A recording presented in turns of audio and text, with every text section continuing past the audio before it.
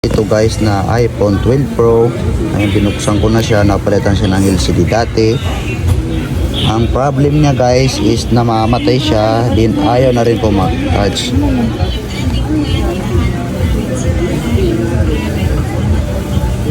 Ayun, ayaw na rin mag-display. So ito kasi sabi ni Madam na ipit. So saan pa kayo ma'am galing ma'am? Bicol. Bicol, ayan si Madam. Hi. Ayan. Nakita daw niya tayo sa FB Reels. So pumunta na dito si Madam sa Cubao.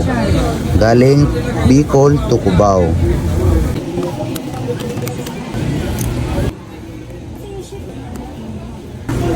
Dapat siya, tinutumba na yan.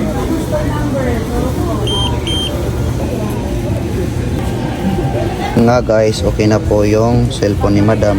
Maraming salamat po sa